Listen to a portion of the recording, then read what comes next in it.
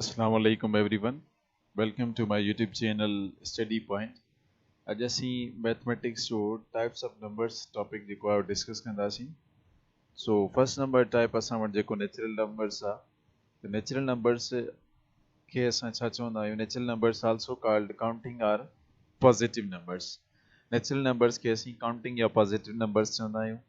Natural numbers के असीं and सां नोट कंदा आहियूं when is equal to 1, 2, 3, 4, 5, 6 up to so on. Number second ते असां वटि आहिनि होल नंबर्स के असां w सां नोट कंदा आहियूं ऐं w is equal to 0, 1, 2, 3, 4, 5 up to so on.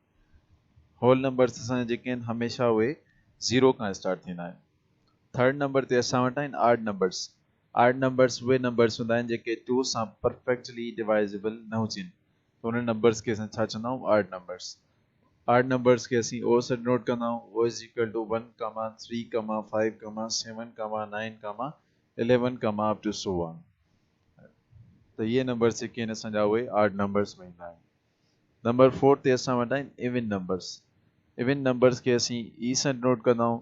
Even numbers कहिड़ा नंबर्स हूंदा आहिनि इवन नंबर्स उहे नंबर्स हूंदा आहिनि जेके असांजा 2 सां परफेक्टली डिवाइड थी वञनि त उन नंबर्स खे असीं इवन नंबर्स चवंदा आहियूं. e is equal to 2, 4, 6, 8, 10, 12 up to so on. Fifth number ते असां वटि नंबर्स आहिनि प्राइम नंबर्स के असीं p सां नोट कंदा आहियूं. प्राइम नंबर्स उहे नंबर्स हूंदा आहिनि जंहिंजा ॿ डिफरेंट डिवाइज़र्स हुजनि such as p is equal to 2, 3, 5, 7, 11, 13, 17.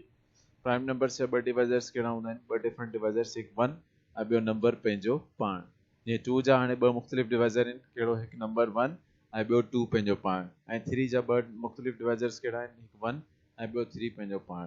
5 जा ॿ मुख़्तलिफ़ डिवाइज़र कहिड़ा आहिनि हिकु 1 ऐं ॿियो 5 पंहिंजो पाण. ईअं 7 जा 11 जा 13 जा 17 जा ॿ डिवाइज़र्स आहिनि हिकु 1 ऐं ॿियो नंबर पंहिंजो पाण.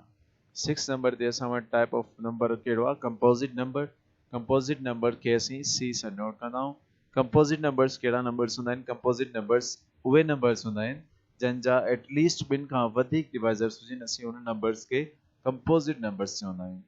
जीअं हाणे c is equal to 4, 6, 8, 9, 10, 12, 14, 15 up to so on. 4 जा डिवाइज़र्स जेके ॾिसूं तो 4 जो 1 पे डिवाइज़र आहे 2 पे डिवाइज़र आहे 4 पंहिंजो पाण जो बि डिवाइज़र आहे मीन्स 4 जा 3 डिवाइज़र थी विया हिकु 1 ॿियो 2 ऐं ॿियो 4 पंहिंजो पाण. 6 जा डिवाइज़र्स ॾिसूं 6 जो डिवाइज़र हिकिड़ो 1 ऐं ॿियो 2 ऐं ॿियो 3 ऐं ॿियो 6 पंहिंजो पाण मीन्स 6 जा 4 डिवाइज़र्स थी विया. मोर देन 2 डिवाइज़र्स जेकॾहिं थी वञनि कंहिं बि नंबर जा असीं छा चवंदासीं उहो नंबर असांजो कंपोज़िट नंबर आहे.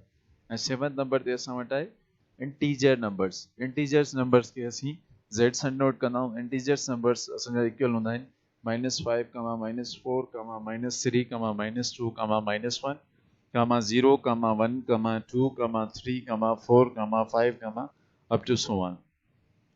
इंटीजर नंबर्स में असीं लेफ्ट हैंड साइड ते नेगेटिव नंबर्स लिखंदा आहियूं ऐं राइट हैंड साइड ते असीं पॉजिटिव नंबर्स लिखंदा आहियूं ऐं सेंटर में असीं 0 लिखंदा आहियूं. इंटीजर्स नंबर्स के असीं ईअं बि लिखी सघूं था 0, +-1, +-2, +-3, +-4, up to so on.